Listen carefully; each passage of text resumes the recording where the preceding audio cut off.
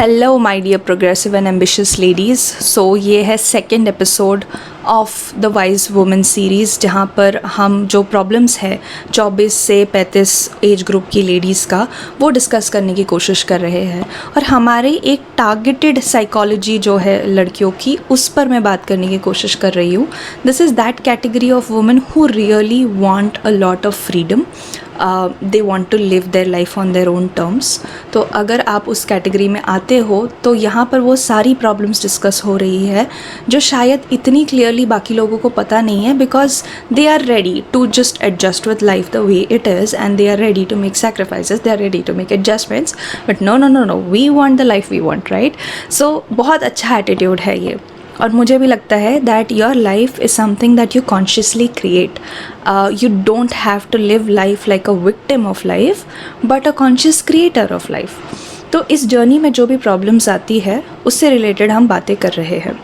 तो जब कोई लड़की चाहती है ना कि वो अपनी लाइफ अपने टर्म्स पे जिए, उन्होंने देखा होता है कि प्रीवियस जनरेशन की लेडीज़ को क्या क्या फेस करना पड़ा है एंड ऑल ऑफ दैट। तो उस चक्कर में जहाँ पर आप आप चीज़ों को चैलेंज कर रहे हो, आसपास के नॉर्म्स को चैलेंज कर रहे हो, आपका अपना संघर्ष चल रहा है फ्रीडम का, कि मुझे तो फ्रीडम चाहिए, ऐसे चाहिए, वो चाहिए, तो उसमें ना हम लोग बहुत ज़्यादा कंट्रोलिंग और रिजिड भी बन सकते हैं और बन जाते भी हैं। अब ये कंट्रोल और ये रिजिडिटी करियर एम्बिशन के मामले में बहुत अच्छी है कि वहाँ पर you are headstrong, you are stubborn, आपको ये चाहिए तो आपको ये चाहिए and you are moving forward on that. It works really well in the career aspect, but when it comes to the softer aspects of life, हमारा जो nurturing nature है वो ख़त्म होने लगता है। तो अगर आपके सामने आपका बच्चा भी है तो आप उसको सॉफ्टली, नर्चरिंगली, प्यार से आप देखते हो कि ये फीलिंग्स ही आपके अंदर ड्राई हो चुकी है या फिर नहीं आ रही है। जो आ रहा है वो उस बच्चे पे गुस्सा है या फिर रिजेंटमेंट है, या बच्चे भी छोड़ो, आपकी जो क्लोज रिलेशनशिप है वहाँ पर भी आपके हाथ में जो तलवार है आप उसको नीचे रख ही नहीं सकते। आपको कॉन्स्टेंटली उस तलवार की ज़रूरत महसूस होती है, कॉन्स्टेंटली ऐसे कमांडर की तरह लाइफ जीने की नीड महसूस होती है, जिसके आसपास कोई नहीं आना चाहता, जिसके आसपास लोग आने से डरते हैं। और वो जो डर का कवच है वो आपके लिए अब सेफ्टी का कवच बन जाता है, जिसकी वजह से आपकी वॉइस सिर्फ दूसरों के लिए ऐसी नहीं बन जाती, खुद के लिए भी बन जाती है कि अरे तुझे ऐसे कैसे समझ नहीं आया, इतनी गलती कैसे कर सकती है, इतनी सी बात समझ में नहीं आती। कोई मतलब अनपढ़ लड़की भी इस चीज़ को समझ लेगी, तुमने पढ़ लिख के इतने पैसे कमा के क्या कर लिया। सो आपकी जो वॉइस है ना वो खुद के लिए भी अटैकिंग हो जाती है। आपकी वॉइस आपके अंदर गिल्ट भरने का काम करती है। तो जब आपकी वॉइस अपने ऊपर अटैकिंग बन गई तो फिर आपको, जो हमने लास्ट वीडियो में डिस्कस किया था कि आपके अकेलेपन का इलाज शादी नहीं है, तो आप शादी कर लो, आप बच्चे पैदा कर लो, आप तो हो यही कमांडर जिससे सब लोग डरते हैं। तो आपने एक ऐसा कवच बना के रखा है जिसके अंदर कोई नहीं आ सकता। एंड नाउ यू थिंकिंग कि मेरा जो अकेलापन है वो कैसे जाएगा। और आप किसी से भी पूछिए जिन्होंने भी ये एटीट्यूड अपनाया है उनकी पूरी लाइफ में, they are happy with how their career has turned out, they are happy with how their aspects related to their ambitions have turned out, but वो अपने निजी रिश्तों में या अपने बच्चों के साथ वो इतने ज़्यादा, मतलब हो सकता है कि किसी बच्चे के साथ उनका बन जाए, बट वो इतने ज़्यादा नर्चरिंग को एक्सपीरियंस नहीं कर पाते हैं। तो इसीलिए हमें इस चीज़ पर काम करने की बहुत ज़रूरत है। और ये सिर्फ दूसरों के लिए काम करने की ज़रूरत नहीं है, अपने लिए भी है, क्योंकि आपकी जो वॉइस है अगर वो सॉफ्ट हो जाती है, वो वॉइस समझदार हो जाती है, that is why we are calling it wise women. वो वॉइस को समझ में आने लगता है कि मुझे कब तलवार उठानी है, कब मुझे सुई धागा यूज़ करना है, कब मुझे जोड़ने का काम करना है, कब मुझे तोड़ने का काम करना है, तब जाके आप वैसी लाइफ एक्चुअली में बना सकते हो which is on your own terms. Otherwise what you are living is a life of surviving मतलब कि मुझे कॉन्स्टेंटली लड़ाइयाँ करने की ज़रूरत है, मैं रिलैक्स नहीं कर सकती, मैं कॉन्स्टेंट एंजाइटी में रहती हूँ, मतलब बेचैनी कभी ख़त्म ही नहीं होती, मैं कॉन्स्टेंट रेस्टलेसनेस में रहती हूँ, और वही जो है मैं आसपास के लोगों को भी पास ऑन करती हूँ as a mood. So you always stay trapped in this restlessness. आप जो एक्चुअली में स्थिरता चाहती है, एक रिलैक्सेशन चाहती है, जो कि एक्चुअली फ्रीडम है, वो आपको मिलता नहीं है.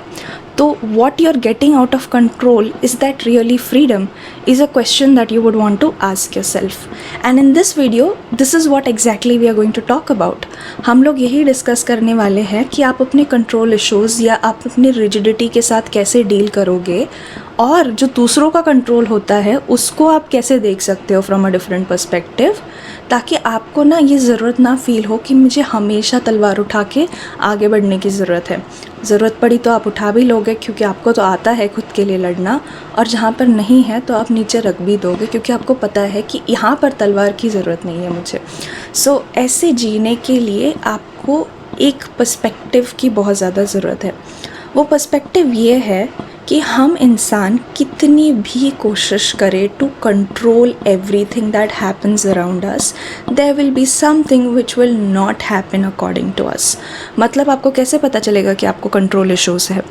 अगर छोटी सी भी चीज़, मतलब इतनी सी भी चीज़ आपके हिसाब से नहीं होती है, तो आपके अंदर जो फ्रस्ट्रेशन, गुस्सा बिल्डअप होता है, not just about your life, दूसरों की भी लाइफ भी, जो आपके डिपेंडेंट्स है या जिन्हें आप अपना मानते हैं या आपके ऑफिस में जो भी, तो आपके अंदर जो फ्रस्ट्रेशन और रिजेंटमेंट और जो डर आपको लगता है, अरे ये मेरे हिसाब से नहीं हुआ, इस टाइम पे नहीं हुआ, मतलब लॉन्ग रन में भी ये ख़राबी होने वाला है, तो ये जो कंक्लूजन आ जाता है वर्स्ट केस सिनेरियो का, और आप उसके हिसाब से खुद भी बिहेव करते हो, दूसरों के लिए भी वैसा ही बिहेव करते हो, that is a sign that you have control issues. और जब आपको कंट्रोल इश्यूज़ लॉन्ग रन में होते हैं तो आप बीमार भी बहुत पड़ते हो. आपको सारी लाइफस्टाइल डिजीज़ धीरे धीरे होने लगती है, because your body is in a constant state of agitation. तो अब हमें समझना ये है कि कोई दूसरा इंसान हमारी ज़िंदगी को कितना भी कंट्रोल करने की कोशिश करे, या फिर हम खुद के पीछे कितना भी दौड़े, you know, to live our life only a certain way, you know, which feels like you are in control, in both the cases you are living a very compromised life. आप पूरी तरीके से कोई फ्रीडम एक्सपीरियंस ही नहीं कर रहे हो. To give you an example, I want to tell you a story, जो कि गौतम बुद्ध और उनके पिताजी की स्टोरी है. तो जब गौतम बुद्ध पैदा हुए थे तो उनके पिताजी से कहा गया था बाय सम एस्ट्रोलॉजर और समबडी कि ये दोनों में से एक चीज़ हो सकती है आपके बेटे के साथ. एक तो this person will become a very great king, एकदम चक्रवर्ती सम्राट बनेंगे, या फिर ये बहुत बड़े संत बनेंगे. अब गौतम बुद्ध के पापा नेचुरली चाहते थे कि उनका बेटा राजा बने, तो उन्होंने गौतम बुद्ध को कभी दुख देखने ही नहीं दिया. उनके आसपास कभी कोई दुख ही नहीं रहा. उनके आसपास ऐसी कोई भी चीज़ नहीं रही जिसमें ज़िंदगी के प्रॉब्लम्स नज़र आए. उनके आसपास हमेशा हर चीज़ को रॉयल रखा गया, अच्छा रखा गया. उनको कभी कोई तकलीफ़ ना हो, ये चीज़ें रखी गई. और उनकी शादी ना एक बहुत ही खूबसूरत रानी से कर दी गई, और ताकि उनका अटैचमेंट बना रहे अपनी रानी से, और उनको वो वापस से उनका घर गृहस्थी में जीवन लग जाए, और वो कभी सन्यास या फिर साधु बनना, संत बनना, इसके बारे में सोचे भी नहीं. इतना सब करने के बाद भी गौतम बुद्ध को एक बार एक शव दिखता है किसी का जो लेकर जा रहे होते हैं, और वहाँ से उनकी जो क्वेश्चनिंग है, उनके अंदर वो जो एक आध्यात्मिक बीज पनप रहा था, उसको थोड़ा सा पानी मिल जाता है और वो पेड़ बढ़ जाता है. तो आप जो रियली होना एज अ स्पिरिट, उसको सप्रेस करना नामुमकिन है. आप झूठ बोल सकते हो खुद से और लोगों से कि ये मैं नहीं हूँ, ये मुझे नहीं अच्छा लगता, या ऐसा है या वैसा है, पर ये ज़्यादा दिन मतलब बंद नहीं रह सकता. ये कभी ना कभी तो बाहर आता ही है. तो अगर आप खुद के साथ ऐसा करते हो कि नहीं तुझे तो ऐसे ही रहना होगा क्योंकि ऐसी तो सक्सेस होती है समाज में, ऐसे ही तो होता है, यही तो करते हैं, चाहे आप खुद को समझाओ, चाहे आप दूसरों की लाइफ को ऐसे करने की कोशिश करो कि नहीं ऐसा ही होता है और यही ठीक होता है, पर जो जिसका नेचुरल प्रोग्रेशन है वो तो होगा, और उसको ना आप कंट्रोल कर सकते हो ना कोई और कंट्रोल कर सकता है, चाहे वो कितना भी ताकतवर हो. तो आप समझ रहे, गौतम बुद्ध के पापा जो खुद एक राजा थे, जो खुद इतने ताकतवर थे, उनके पास ना पैसे की कमी थी, ना दिमाग की कमी थी, किसी चीज़ की कमी नहीं थी, बट उनको भी डिसअपॉइंट होना पड़ा कि उनका बेटा आगे जाकर एक पूरे ज़िंदगी जीने की नई उन्होंने पूरा तरीका निकाला. उन्होंने कितने माइंड्स को एनलाइटन किया, बट इस प्रोसेस में जो उनके भी फादर थे उनको भी डिसअपॉइंट होना ही पड़ा. तो डिसअपॉइंटमेंट हम सबके जीवन का एक ऐसा हिस्सा है जिसको हम लोग नहीं बोल सकते कि नहीं चाहिए. It will come.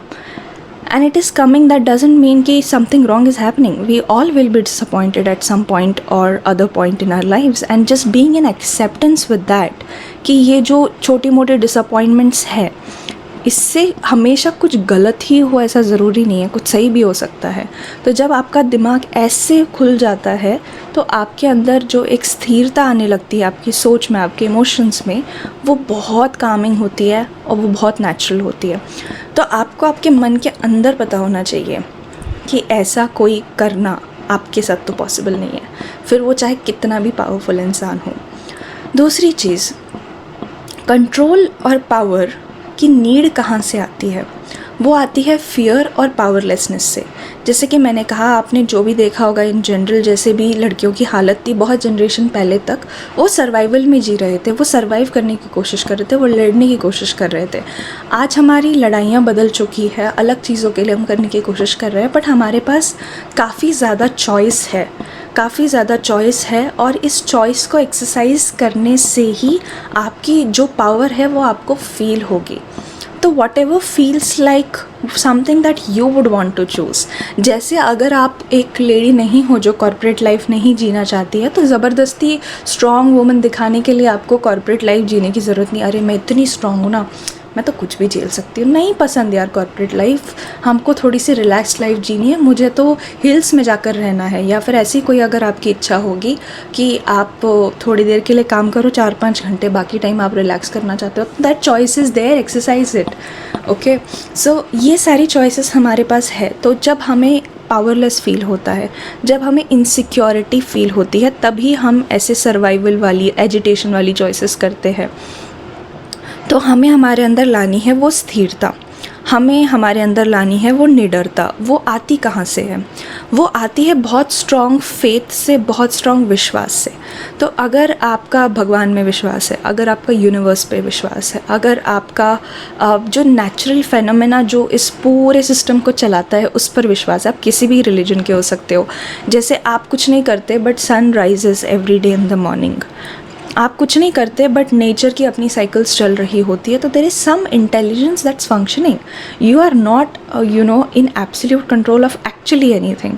What you are is an observer. आपका किन चीज़ों के ऊपर कंट्रोल है, आपका किन चीज़ों के ऊपर कंट्रोल नहीं है. So control what you can, don't go for what you can't. कुछ चीज़ें होती है जिसको होने में ना बहुत सारे लोग भागीदारी होते हैं, ठीक है. तो वहाँ पर आप ज़्यादा कंट्रोल एक लिमिट तक एक्सरसाइज कर सकते हो, उसके आगे नहीं कर सकते. तो वो सारी पीसेस एक तरह से बैठने होते हैं, तब जाकर वो चीज़ हो पाती है. तो अगर आपने इस इंटेलिजेंस को देख लिया और समझ लिया, और आपने ये समझ लिया that I am this observer, जिससे एक्चुअली में कोई फ़र्क नहीं पड़ रहा है.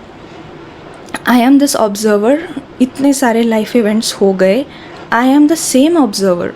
इस something is there within me जिसको कोई फ़र्क नहीं पड़ता है, जो ना लड़का है ना लड़की है. I am not this body, I am not even that mind जो सोचता है कि मैं लड़की हूँ या मैं लड़का हूँ. तो ये जो आपके अंदर एक ऑब्जर्वर होता है, जिसे कि आत्मा कहा जाता है, सोल कहा जाता है, स्पिरिट कहा जाता है, अलग अलग वर्ड्स है टू डिस्क्राइब दैट. इसको एक्चुअली में किसी चीज़ का फ़र्क नहीं पड़ता है. सो ये इतनी स्थिर है, इससे किसी भी चीज़ से टच नहीं कर सकते. तो ये जो कहा गया है कि हमारे लाइफ में हैप्पी मोमेंट्स और सैड मोमेंट्स एक साइकिल की तरह आते रहते हैं, वैसे ही हमारी लाइफ में पावरलेसनेस या पावरफुल होना ये भी एक साइकिल की तरह चलता रहता है. और अगर आपने इन चीज़ों को छोड़ना सीख लिया है और वो चीज़ों को चूज़ करना सीख लिया है जो एक्चुअली थोड़ी सी रिलैक्सिंग लगती है आपको, तो वहाँ पर लोग आपके साथ पावर स्ट्रगल्स में एंगेज ही होने की कोशिश नहीं करेंगे, because you don't really care now. तो आपको डिटैच होना नहीं पड़ता, डिटैचमेंट आ जाती है. ये डिटैचमेंट, ये आसक्ति आ जाती है, और उसके बाद आपको जो स्ट्रेंथ फील होती है ना, you don't feel like fighting, you don't feel like controlling, you don't feel like doing, you do only those things which will make sense to you. आप अपनी कॉमन सेंस से काम करने लगते हो, और अपनी कॉमन सेंस से काम करना is the best thing in the world. आपको प्रूव करने की ज़रूरत नहीं पड़ती कि मैं जो कर रही हूँ वो सही हूँ, या वो ऐसा, ये चीज़ जो है ये ऐसी ही होनी चाहिए, इसका ऐसा ही रिज़ल्ट आना चाहिए. For example this video series that I am making this out of absolute flow. मेरे दिमाग में एक स्ट्रॉन्ग आइडिया आया कि ये जो लड़कियाँ हैं, इनकी एज ग्रुप की ये प्रॉब्लम आ रही है, और इसके जो सोल्यूशंस ऑफ़र किए जा रहे हैं बहुत ही टेम्प्रेरी सोल्यूशंस है, समझ में नहीं आ रहा है इसको क्या पर्सपेक्टिव से देखना है, तो ज़रूरत है इस टॉपिक पे बात करने की. मैंने बात करना शुरू कर दिया. अब ये कितनी भी लड़कियों तक पहुँचे, doesn't matter, that number doesn't matter to me. But अगर कोई लड़की जो बहुत ज़्यादा परेशान है, एजिटेशन में है, स्ट्रेस में है, उसको इस वीडियो को देखकर थोड़ी सी शांति मिलती है उसके मन को, तो my job is done, my intention is fulfilled. तो you see this is so uncomplicated. So that uncomplicatedness and that simplicity brings stability in your life. Okay, so girls in this age group are actually looking for stability within. Stability और settlement वो नहीं, अरे शादी हो गई तो तुम settle हो जाते हो. पूछो, औरतों से जाके पूछो, हो गए क्या आप सेटल शादी होने के बाद? आपका अगर मन सेटल्ड नहीं है और आपको आपके अंदर स्टेबिलिटी आपने अभी लाई नहीं है, वो समझदारी आई नहीं है, तो ये जो बाहरी चीज़ें हम जमा करते रहते हैं, शादी कर ली, बच्चे हो गए, ये सब बढ़ाते हैं आपकी एंजाइटी और स्ट्रेस को. कोई नहीं बताएगा ये चीज़ आपको, क्योंकि ऐसे तो समाज नहीं आगे बढ़ेगा ना. बट समाज बहुत अलग डायरेक्शन में आगे बढ़ रहा है. मुझे लगता है कि हमारी सोसाइटी ऑथेंटिक होते जा रही है, जेन्युइन होते जा रही है. जो चीज़ जैसी है उसको वैसे पॉइंट करने लगे हैं लोग. उससे थोड़ी सी अनस्टेबिलिटी लोगों को दिख रही है फॉर सम टाइम, बट हम कुछ ऐसी जगह पर पहुँचेंगे जहाँ पर इंसान अपनी क्रिएटिविटी को और अपने अंदर की रियलिटी में और ज़्यादा खोज करेंगे, क्योंकि चीज़ें और सब कुछ तो रोबोट से होने लगेगी, राइट, जो रिडंडेंट होती थी. तो हम बहुत नए समाज की तरफ जा रहे हैं. तो अगर आपके अंदर स्थिरता, समझदारी है, तो आप ये सब क्लियरली देख पाओगे. नहीं है, करते रहो वो पुरानी चीज़ें जो करनी है. I'm never saying that marriage is wrong. Marriage is one of the most beautiful things that you can do. It is mostly fruitful for people. But what is the quality of your experience? ठीक है, that should not feel like कि आपको एक जगह से जड़ से उखाड़ के दूसरी जगह पे प्लांट कर दिया है. That is my only intention with women. वहाँ पे आपको लगना चाहिए that it is my choice. I am feeling really relaxed as I walk in from one new setup to another new setup, and I am building a life of my own. मैं अपने mummy papa के घर से किसी और के घर जा रही हूँ. यहाँ पे मेरा मैं, या फिर मुझे अच्छा लगेगा, या मुझे सिक्योर फील होगा, ये कहीं पे भी इक्वेशन में नहीं आता है. तो वो सिक्योरिटी हम अपने अंदर बिल्ड करने की कोशिश कर रहे हैं. So if you really like this video, find it helpful, share it with a girl who can really benefit for it.